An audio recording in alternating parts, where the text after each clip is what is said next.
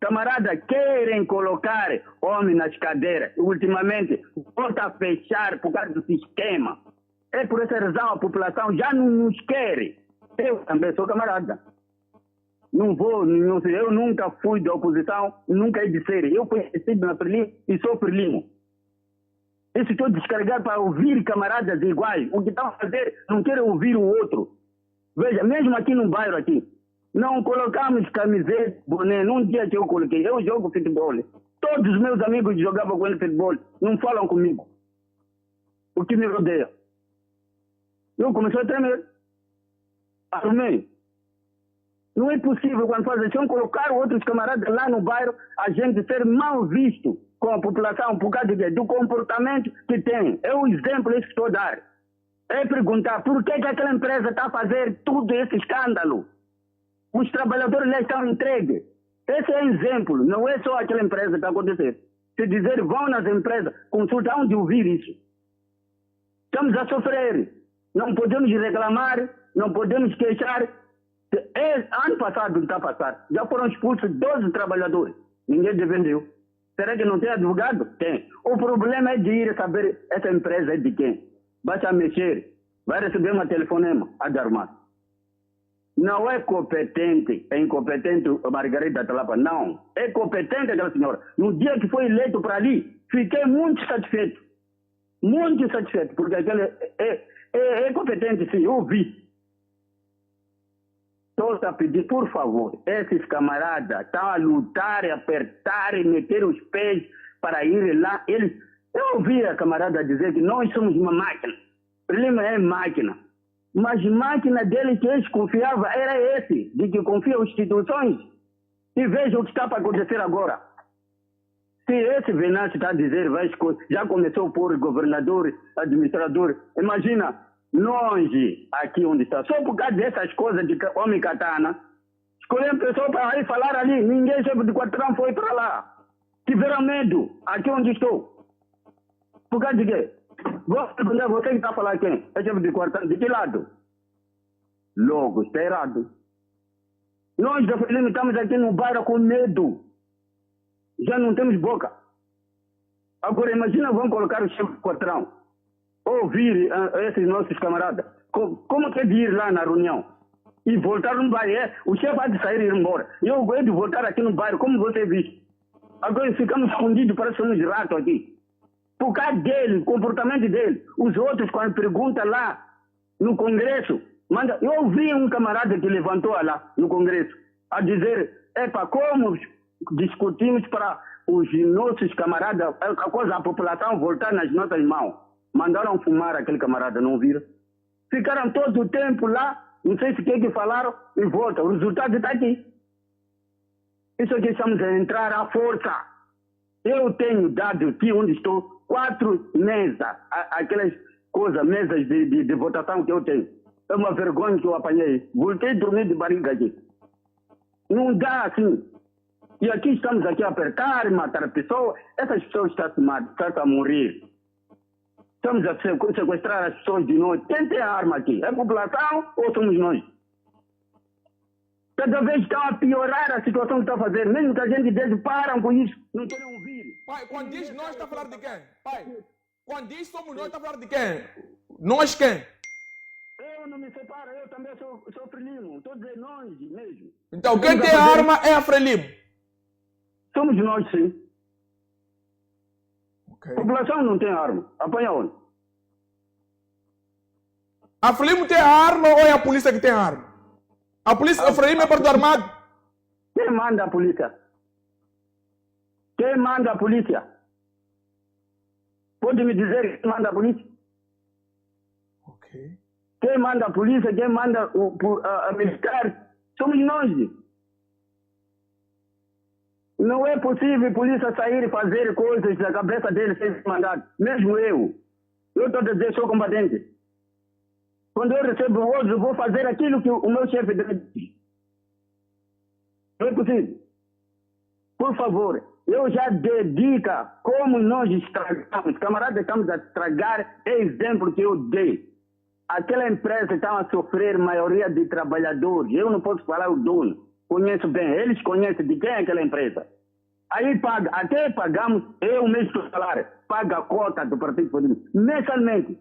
Posso vir, me chamar um dia na televisão, eu posso vir falar, te mostrar provas que eu pago a cota. Eu não sou simpatizante da Frelimo, não. Eu nasci na Frelimo e sou Frelimo, eu vou morrer na Frelimo. Eu não tenho medo, pode matar. Eu jurei, fiquei 9 meses, 7 meses, 9 anos, 7 meses no mato, a defender essa população. É triste para eu ver essa população a ser massacrada todos os dias. Se dói. O que eu fiz no mato? Não fiz nada. Não fiz nada. Aqueles anos todos que acabei no mato, é vão. Esse hoje, aquele Riva Mangalase que está aí, ele me conhece, era meu chefe. Mas para chegar aqui, ver a população a morrer todos os dias, eu fico sem assistir. Nada de fazer. Eu, afinal, passei todo o tempo, não fiz nada. Isso dói, papá. Dói, não pode. Não podemos fazer isso. Para lutar, a gente ver como recuperar a população nas nossas mãos. Porque o que estamos a fazer, estamos a projetar mais a população moçambicana para as nossas mãos. Vamos ver como inimigo. Porque nem nós, para viver aqui no bairro, é difícil. Só muitos não falam.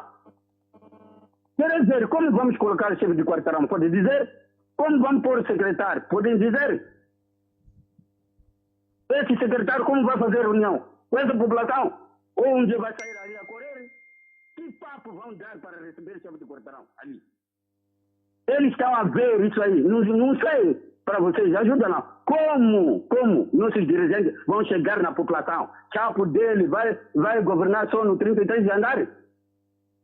Precisa essa instituição já ter o chefe de quarteirão. Esse chefe de quarteirão hoje não sai. Como?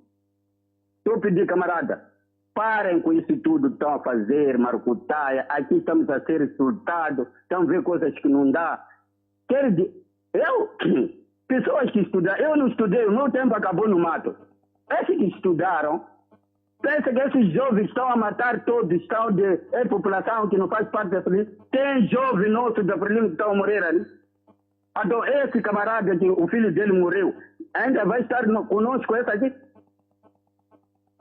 Eu conheço um camarada aqui, que os filhos dele todos queriam lhe mandar embora da casa, porque os filhos são de Venaço, e ele é camarada, é nosso. Eu vi essa discussão aqui no bairro. O que está acontecendo aqui no bairro, eles não estão a ver lá. Estou a dizer para eles perceberem que no bairro o que está acontecendo. Para sentir isso. Isso é doloroso, nós que combatemos, para ver essas coisas. Gastamos o nosso tempo de graça sem estudar, sem nada. Eu não sei quantos tipos a população tem recuperado o mato para a cidade. Para eu vir ver esses miúdos, essa população a ser massacrada por coisa. Assim estamos a querer a população voltar nas nossas mãos? Não. Não, camarada, parem com isso aí. Por favor, parem com isso. Nós outros não temos nenhum título. Eu não posso entrar na oposição. Meu pai, a minha mãe, meus tios, todos. Mesmo um tio que está aqui em Maputo aqui. É secretário da Frelimo. Eu sou da Frelimo e vou morrer na Frelimo. Eu te jurei essa bandeira. Não é possível eu sair, não. Isso estou a dizer para camaradas ouvir. Agora estão aí a decidir. Estar agora no momento, como vamos escolher o chefe de quarteirão lá, o secretário lá? Como que esse secretário vai mandar reunião só? Quem vai ouvir? Vão lhe perguntar, você de quem? Eles não estão a ver o desafio que nós temos. A campanha desse ano, eu fiquei muito assustado por ver que temos medo de pôr camiseta, boné, não é possível. Como que isso passa? Não. Hoje, até hoje, eu jogo futebol. Meus amigos todos não falam comigo. Porque me viram naquele dia com camiseta e boné. Mas eu não podia tirar. Não pus mesmo. Sou odiado. Mas quem faz isso para nós sermos odiados no bairro? São eles lá, que estudaram. Agora eu estou a alertar eles. Como é que fazem? Como é que eles fazem para ser odiados? Eles se isolam. Se isolam mesmo. Eu já nem estou a jogar a camiseta que estou a jogar. Quando chega lá, está a dizer, só estou a ficar no banco. Estou a murmurar e a ouvir. Acabo de desistir já. Dizia, pai, dizia que Os que fazem para vocês serem odiados são aqueles que estudaram. Como é que esses que estudaram fazem para vocês serem odiados na zona? O que é que eles fizeram para vocês serem odiados? Os que estudaram de noite começam a perseguir pessoas que amam a Venas ou amam outro partido e vão matar. Ou quando estão a matar, nós vamos ser odiados.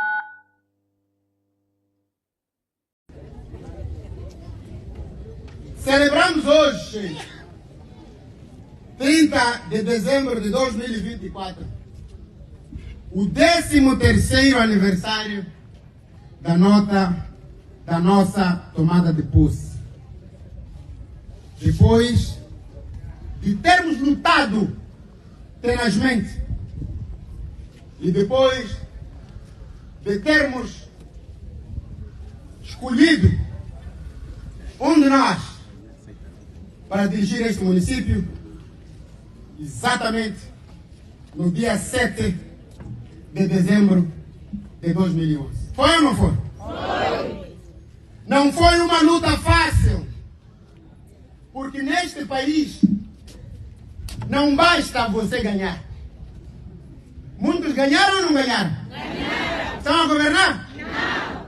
Para ganhar e governar neste país, você deve, em primeiro lugar, vencer a unidade de intervenção rápida, a FIR. É ou não é? Você deve vencer a Polícia da República de Moçambique, PRM. É ou não é? Você deve vencer o STAI distrital. É ou não é? Você deve vencer o STAI distrital provincial. É ou não é? Você deve vencer o STAI nacional. É ou não é? Mas também você deve vencer a Comissão Distrital de Eleições. É ou não é? Você deve vencer a Comissão Provincial de Eleições. É ou não é? Você deve vencer a Comissão Nacional de Eleições. É ou não é? Mas como se não bastasse, você deve vencer a televisão de Moçambique. É ou não é? Você deve vencer a rádio de Moçambique. É ou não é? Você deve vencer o Conselho Constitucional. É ou não é? Só depois de vencer esses bandidos todos é que você pode governar. É ou não é? Entrega poder à Presidente da Assembleia da República e, através da Presidente da Assembleia da República, vamos desencadear um mecanismo próprio de conversações para criarmos um governo de gestão e passarmos desta confusão. Não quiseram me ouvir, alegadamente, porque alguns da Frelimo diziam que a Presidente do Conselho Constitucional é pior, a Presidente da Assembleia da República é pior porque não tem qualidades, não tem sei lá o que. Eu perguntava, quando o Comitê Central da Frelimo estava a propor a ela para ser Presidente da Assembleia, não conheciam essas qualidades dela? Essas fragilidades dela todas, não conheciam? Então, indica um deputado lá dentro, ela também resigna, indica um deputado que pode assegurar a transição. Alguns falaram do Mlembe, alguns falaram de sei lá o que. Depois, vamos ver. Depois disso, começaram jogos de entretenimento para puxarmos ao local onde nós estamos hoje. Hoje, está-se a apelar à moçambicanidade. A pergunta que se faz é, onde é que andou a moçambicanidade no dia 9 de outubro? A moçambicanidade dos presidentes das mesas de voto. A moçambicanidade dos secretários das mesas de voto. A moçambicanidade dos secretários das mesas de voto.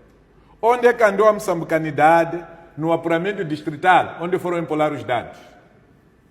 Sr. Camilo não pode vir apelar a moçambicanidade a mim e não apelou a moçambicanidade aos seus comparsas. Onde é que andou a moçambicanidade da Presidente do Conselho Constitucional?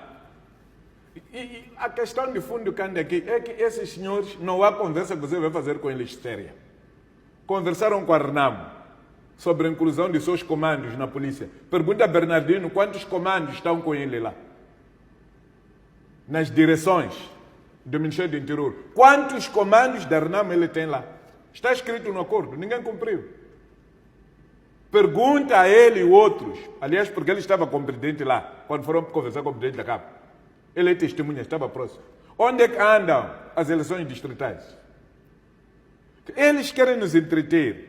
Ora, em matéria de diálogo, se o Chapo tivesse sido eleito com clareza, como presidente, não tivesse misturado as coisas, Ele podia avançar, mas ele não tem legitimidade. O Trump que tem legitimidade está a conversar com os americanos, está a nomear o seu governo, está a conversar com o mundo, já falou com Zelensky, já falou com Putin, já falou com agora está a falar com esse da Síria, esse novo líder da Síria que fez golpe de quê? Sabe, normalmente os americanos não gostam de quem toma o poder à força. Mas até aquele senhor que era terrorista foi tirado na lista dos terroristas. Uma conversa feita em menos de 4 horas de tempo, já não é terrorista, é reconhecido. Por quê? Porque tem legitimidade. O problema da Frelimo é pensar que não precisa da legitimidade.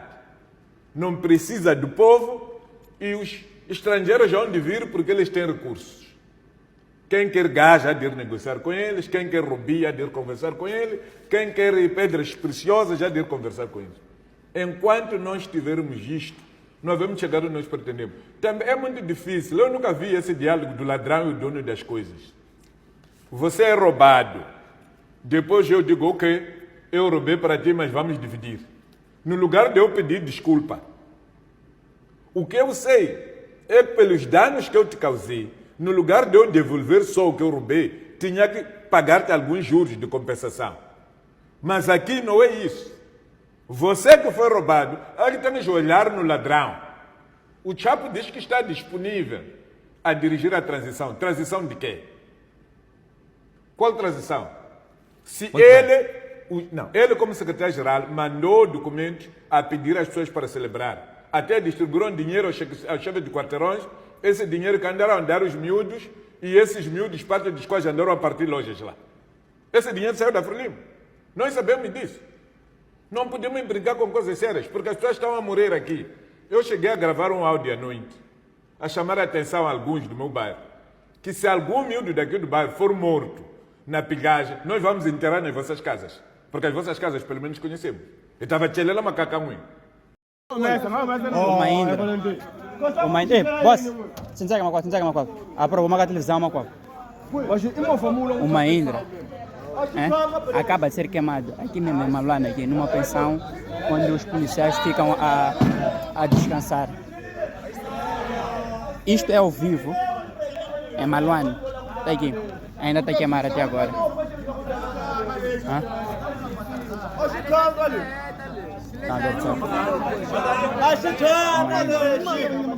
Esta é a Europa no ano de 1944. O continente havia enfrentado desafios intensos nas últimas décadas, mas apesar de toda a destruição e dos ditadores famintos por poder que o devastaram, conseguiu se recuperar. Uma das razões para essa resiliência foi o colonialismo. Ah, sim, aqueles eram os bons e velhos tempos, quando tudo de que um colonizador europeu precisava era de uma bandeira e da audácia de reivindicar terras para si. Nenhum outro continente na Terra despertava mais ganância e desejo do que a África. Borracha, chá, madeira, cacau, marfim, ouro, diamantes. Esses eram apenas alguns dos recursos mais cobiçados da região. No final do século XIX, a disputa por essas riquezas era intensa. Grã-Bretanha, França, Portugal, Espanha, Alemanha, Bélgica. Todas essas potências ansiavam por um pedaço da ação. A competição era tamanha que, se ninguém tomasse uma atitude, uma guerra total pelo controle da África seria inevitável. Então, o que fizeram? Em 1884, os colonizadores europeus organizaram a famosa Conferência de Berlim. Sentaram-se ao redor de uma mesa para dividir o continente africano entre si. Dessa forma, todos poderiam garantir sua parcela justa da riqueza africana. Todos, exceto os verdadeiros donos da terra, os africanos. Mas para os colonizadores, isso pouco importava. Por um tempo, esse sistema funcionou perfeitamente. Mesmo após a Primeira Guerra Mundial, os europeus continuaram explorando os recursos africanos para reparar os danos causados pelo conflito.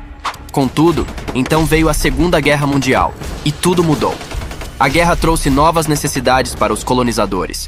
Já acostumados a explorar a África para suprir suas demandas, decidiram ir além. Quando precisaram de mais soldados e trabalhadores para as campanhas de guerra, pensaram: já estamos levando os recursos da África, por que não levar também o povo? Assim, forçaram centenas de milhares de africanos, desde a Argélia até a África do Sul, a se alistarem em seus exércitos e servirem em suas campanhas. Esse foi o limite. Não bastava esgotar os recursos naturais da África, agora estavam arrancando também seu povo. Para os africanos, a questão de quem sairia vitorioso da Segunda Guerra Mundial pouco importava. Já era demais. Era chegada a hora de retomarem o que era deles por direito. No ano de 1945, enquanto os colonizadores europeus calculavam o custo da reconstrução de suas cidades devastadas, medindo-o em diamantes, ouro, cacau e borracha, a África estava pronta para mudar o rumo de sua história. Com os pés no chão, um a um, os países africanos começaram a negociar ou travar guerras com os colonizadores em busca de independência. Como a Europa estava se recuperando dos enormes prejuízos causados pela Segunda Guerra Mundial, os países africanos tiveram a vantagem.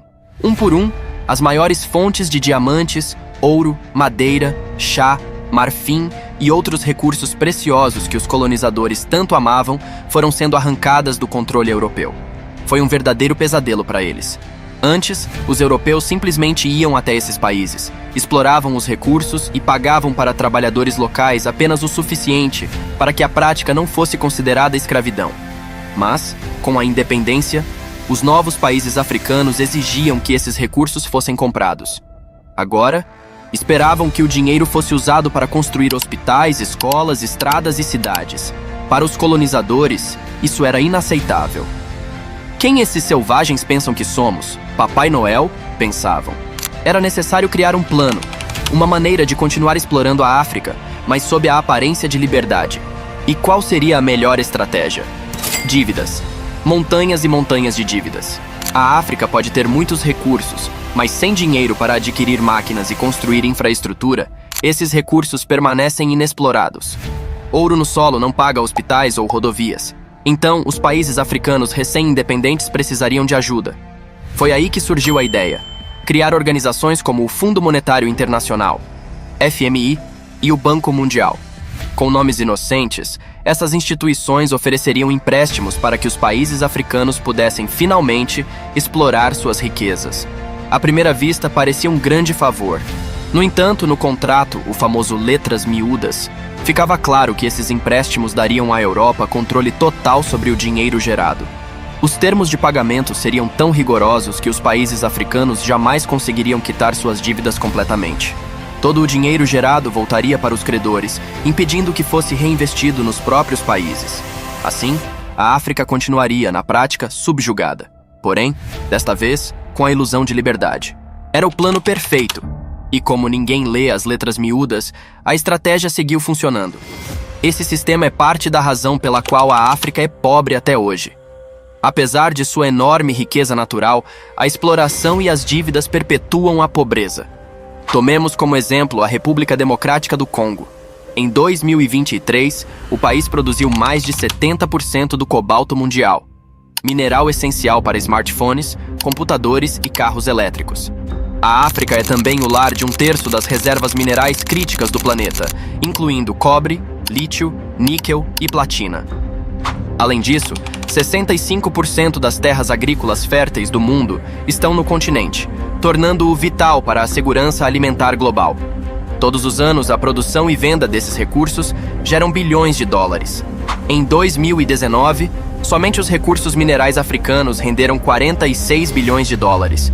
Isso sem contar outras riquezas, como as colheitas, a pesca ou a madeira. No entanto, apesar de tudo isso, a África ainda é vista como o continente mais pobre da Terra. Quase todas as pessoas na África vivem abaixo da linha da pobreza, sobrevivendo com menos de $1,25 por dia. Por que isso acontece? Parte da resposta está no sistema monetário internacional, especialmente no Fundo Monetário Internacional e no Banco Mundial. Criados em 1944 por países europeus, essas instituições foram originalmente pensadas para ajudar na reconstrução do pós-guerra. O FMI deveria regular o comércio e oferecer empréstimos pequenos, enquanto o Banco Mundial focaria em financiamentos maiores para a reconstrução europeia e japonesa. Porém, para acessar os empréstimos do Banco Mundial, era necessário ser membro do FMI. No início, apenas países europeus e asiáticos demonstraram interesse em aderir. Ninguém realmente se importava com os países africanos em dificuldades, contanto que os recursos da África continuassem sendo extraídos. Mas, com a onda de independência dos países africanos, o Fundo Monetário Internacional, FMI, e o Banco Mundial enxergaram uma nova oportunidade, uma forma de recolonização disfarçada. O FMI e o Banco Mundial foram originalmente criados para ajudar a estabilizar e reconstruir a Europa e o Japão após a Segunda Guerra Mundial. Quando essa missão foi cumprida, infelizmente, essas instituições foram redirecionadas para outro propósito: extrair recursos e mão de obra barata do chamado mundo em desenvolvimento. Isso permitiu que as antigas potências imperiais continuassem o que sempre fizeram: drenar recursos dos países pobres para sustentar sua própria prosperidade. Na teoria, o FMI e o Banco Mundial diziam estar comprometidos com crescimento sustentável e prosperidade para todos os seus membros. Parecia um discurso nobre e, talvez, uma forma de compensar a exploração histórica da África. No entanto, na prática, essas promessas escondiam uma armadilha. Nada do dinheiro oferecido era doação, mas sim empréstimos, muitas vezes com termos injustos e rigorosos, que mantinham os países africanos presos em um ciclo de dependência econômica. Imagine que você era um país africano subdesenvolvido na década de 1980. Precisava desesperadamente de dinheiro para construir escolas, comprar máquinas, extrair minerais e construir infraestrutura. Porém, após um século de colonização, você não tinha recursos. Então você ouvia falar do FMI e do Banco Mundial, que ofereciam grandes empréstimos para ajudar no desenvolvimento. Parecia a solução ideal. Ao solicitar um empréstimo de, digamos, $1 bilhão, o FMI parecia otimista. Com todos os investimentos em educação e infraestrutura, você ganhará muito mais do que isso e pagará facilmente.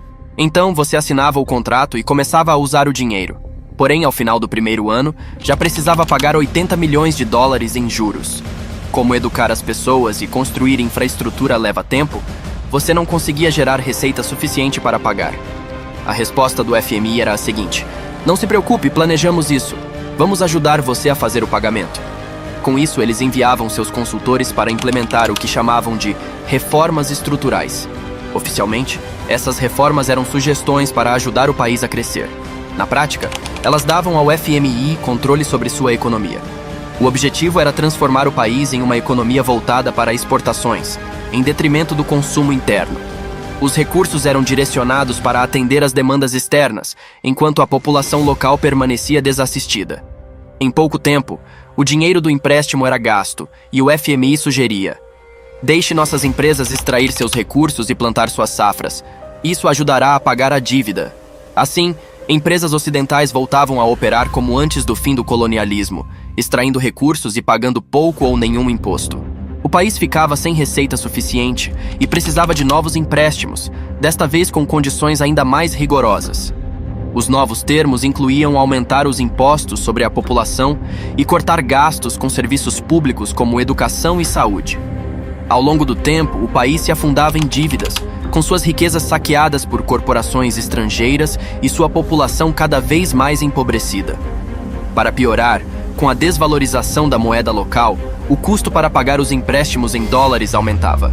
A cada ciclo de endividamento, os países africanos perdiam ainda mais controle sobre suas economias, enquanto o Ocidente continuava se beneficiando de seus recursos. É como assinar um empréstimo de $1 bilhão e, magicamente, vê-lo crescer para $1,5 bilhão. Com a maior parte da população trabalhando em empresas ocidentais por salários baixíssimos, minerando minerais e colhendo safras, não demora para o país chegar ao fundo do poço. Quando o próximo pagamento de juros, no valor de $160 milhões, vence, não há dinheiro suficiente para cobrir a dívida. Sem alternativas, o país retorna ao FMI pedindo outro empréstimo para pagar o primeiro. O FMI, como um agiota, concede o dinheiro, mas com mais restrições, mais controle sobre a economia e mais dívidas. Esse ciclo de dependência se repete, aprisionando nações inteiras em uma rede de pobreza e exploração. Atualmente, apenas 3 países africanos nunca contraíram empréstimos do FMI: Botsuana, Eritreia e Líbia. E sabemos bem o que aconteceu com a Líbia. Nos outros 52 países, o FMI usou dívidas como ferramenta para manter a pobreza, enquanto transferia seus recursos para o Ocidente. Um dos exemplos mais notórios é a República Democrática do Congo, RDC. Rica em minerais como ouro, cobre, petróleo e cobalto, suas reservas minerais são estimadas em $24 trilhões.